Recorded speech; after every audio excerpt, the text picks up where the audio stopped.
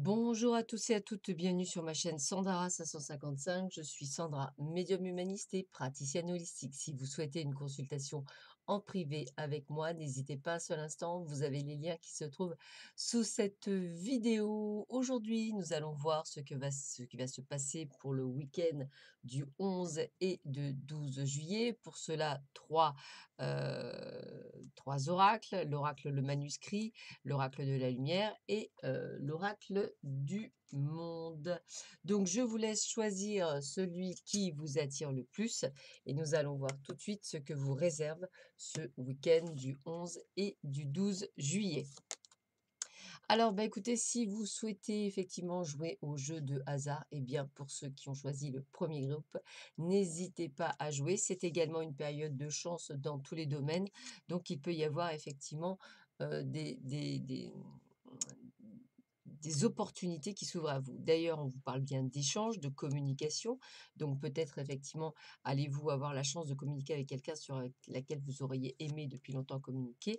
Et on vous dit de rester prudent, en fait, de manière à ne pas peut-être vous faire avoir. Alors, ça peut être autant dans le travail que dans le personnel ou le sentimental.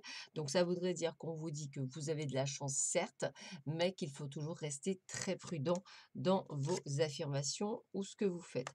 On a l'énergie de la femme, donc ça peut autant parler de vous, mais ça peut aussi suivre votre intuition, entre guillemets. On voit bien que vous allez recevoir peut-être des nouvelles que vous attendiez depuis très longtemps, que ce soit la réponse à quelque chose ou que ce soit des nouvelles d'une personne, peut-être une personne féminine. En tous les cas, ce seront des nouvelles qui seront liées à sa santé. Alors, je ne sais pas si c'est bonne ou mauvaise, mais c'est vrai que quand on apprend quand on prend des nouvelles de quelqu'un, peut-être qu'effectivement, ce serait pour un petit souci de santé. Dans l'ensemble, cela reste un week-end, on va dire, plutôt pas mal. On vous dit juste qu'effectivement, de rester prudent et de faire attention, peut-être dans vos échanges ou dans votre façon de communiquer. C'est peut-être aussi ça, hein, c'est peut-être pas la personne qui est en danger, c'est peut-être la façon dont vous allez communiquer, peut-être afin de ne pas vous emporter ou de dire des choses que vous regretteriez. Ça, c'est pour le groupe numéro 1, c'est-à-dire celui qui aura choisi l'oracle, le manuscrit. Pour ceux et celles qui auront choisi le l'oracle des Lumières, nous avons quoi?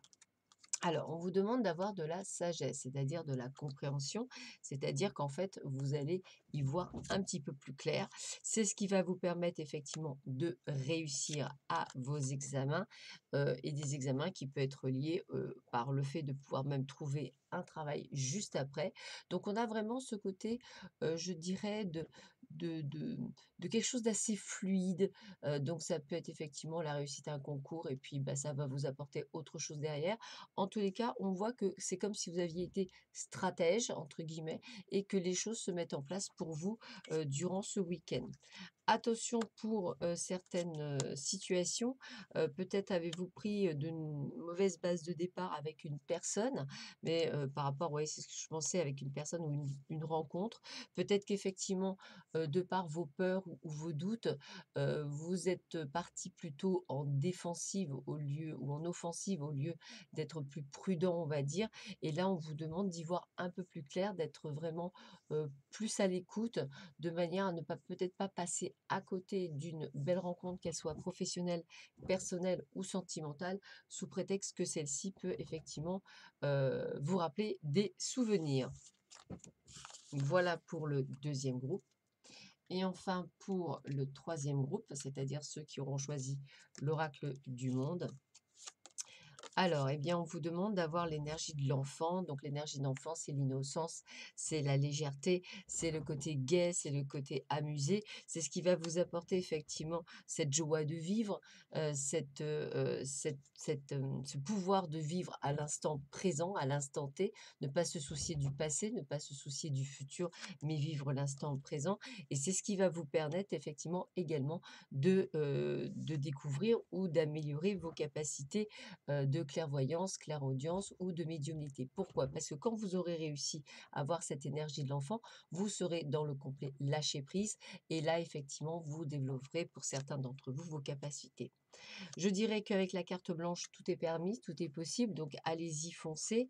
Ne pensez pas que vous êtes inapte à le faire. Je pense qu'on parle vraiment du côté, médiumnité, mais soyez pas non plus dans les excès.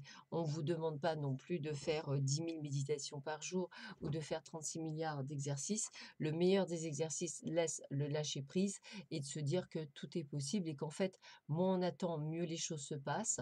C'est tout ce qu'on va vous demander, c'est surtout effectivement d'avoir cette concentration, cette foi intérieure et cette croyance de manière à pouvoir effectivement, mettre les choses en place. Donc vous n'êtes pas inapte, ça prend du temps de développer ses capacités. Tout ne vient pas en un claquement de doigts, on va y arriver. Tout vient, à qui sait attendre, hein, tout vient d'apprendre à qui sait attendre, dit l'adage. Donc l'adage est vraiment, là-dessus, complètement vrai. Voilà, bah, écoutez, je vous souhaite à tous et à toutes un excellent week-end. Je vous dis à très vite sur ma chaîne. Prenez bien soin de vous. À bientôt. Au revoir.